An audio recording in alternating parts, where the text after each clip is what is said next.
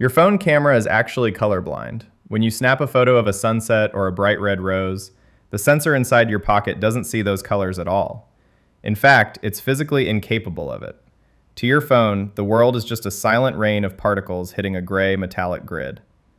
In the next few minutes, I want to show you the clever engineering trick that turns this black and white world into the vibrant images on your screen. We're going to look at the stained glass hidden inside your hardware and the mathematical guessing game your phone plays every time you press the shutter. Because once you understand how a CCD sensor actually works, you'll realize that your camera isn't just capturing reality, it's reconstructing it from scratch. The physics of light. To understand how this starts, we have to look at the pixel itself. Forget the tiny colored squares you see when you zoom in too far on a photo. At the hardware level, a pixel is basically just a bucket designed to catch light. When you point your phone at a scene, a stream of particles called photons flies through the lens and hits these buckets. This triggers what we call the photoelectric effect. Every time a photon strikes the silicon surface of the sensor, it knocks an electron loose. Think of it like a rain gauge in a storm. The longer you leave the shutter open, or the brighter the light is, the more water, or electrons, you collect in the bucket. By the end of the exposure, your phone counts the electrons in each bucket. A full bucket means a bright white spot. An empty one means pure black. But here's the catch. A bucket doesn't care if the rain is red, green, or blue. It just measures the volume. If we stopped here, every photo you ever took would look like a black and white movie from the 1920s.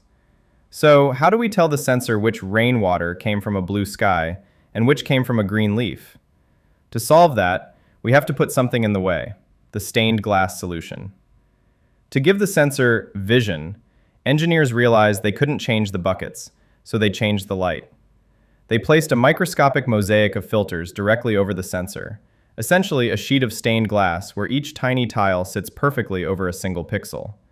This is the Bayer filter. Now, when light hits the sensor, a red tile only lets red photons through to the bucket below. It blocks everything else. Suddenly, the sensor isn't just measuring light, it's measuring light at specific frequencies.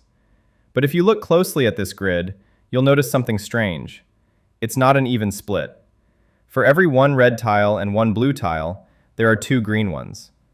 This isn't a mistake or a manufacturing shortcut. It's a trick designed to mimic you. Evolution has tuned the human eye to be much more sensitive to green light because, for our ancestors, being able to distinguish shades of green meant the difference between seeing a predator in the bushes or finding food. By doubling the green pixels, your phone creates a map of luminance, or brightness, that feels natural to your brain. But there's a side effect. Since each pixel now only knows about one color, the sensor is left with a massive amount of missing information. Your red pixel has no idea how much blue was there. To fix that, your phone has to start doing some very fast, very clever math.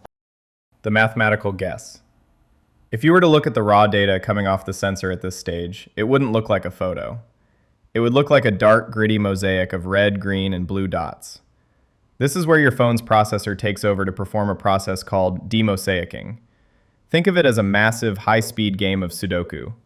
Every single pixel on that sensor is surrounded by neighbors of different colors. Your phone looks at a red pixel, and then checks the green and blue pixels immediately surrounding it. It uses the brightness of those neighbors to calculate, or interpolate, what the missing colors should be for that specific spot. It's essentially saying, I know there's a lot of red here, and my neighbors say there's a medium amount of green, so this specific pixel must actually be a shade of orange. Your phone does this calculation millions of times in the blink of an eye. It's filling in the blanks, smoothing out the edges, and turning that jagged mosaic into the smooth gradients of a sky or the complex texture of skin. But this guessing game is also why digital photos aren't perfect. If the pattern in front of the lens is too fine or too repetitive, like the fabric on a striped shirt, the math can get confused, creating those weird, wavy rainbow patterns you sometimes see on screen. Now, all this math is happening in the processor. But how did those electrons actually get out of their buckets and into the computer chip in the first place? That's where the charge in charge-coupled device comes in. Now we have buckets full of electrons, but they're trapped on a piece of silicon. We need to get those counts to the processor to start the math we just discussed. This is where the charge-coupled part of the name comes in. In a CCD sensor, the pixels don't have their own individual wires to the exit. That would be a cable management nightmare. Instead, the sensor acts like an old-fashioned bucket brigade. When the shutter closes, the sensor creates a shifting magnetic field that pushes the entire rows of electrons downward, one step at a time. The bottom row shifts its buckets into a horizontal track, which then zips them out to a single corner of the chip. Think of it like a crowded theater where everyone has to leave through one specific door. The front row exits first, then every other row stands up and moves forward exactly one seat. Because every single electron packet travels through the same exit gate at the corner, the sensor can measure them with incredible precision. There's no variation between how one pixel is read versus another. This meticulous row-by-row handoff is exactly why early CCD cameras produced such clean, high-quality images. But this orderly exit takes time, and it's also the reason why, in low light, any tiny hiccup in the movement can turn your crisp photo into a noisy mess. Physics is a game of numbers, and in low light, the numbers are against you. When you're in a dark room, only a few stray photons might find their way into those pixel buckets. If the phone tried to read that tiny amount of data directly, the image would be almost pitch black. To fix this, the camera does something called applying gain. Think of it like turning up the volume on a very faint radio station. By boosting the electrical signal of those few captured electrons, the phone makes the image visible. But there's a catch. Every electronic circuit has a noise floor, a tiny, constant hum of random electrical interference. When the light is bright, that hum is drowned out. But when you crank up the gain in the dark, you aren't just amplifying the light, you're amplifying the noise too. This is where that grainy or sand-like texture comes from in your night photos. Those colorful speckles aren't actually part of the world you're standing in. They are just the sound of the sensor's own internal electronics struggling to hear the light. Modern phones use incredibly aggressive AI to scrub this noise away, but at the hardware level, it's a constant battle between the signal we want and the chaos of the electrons.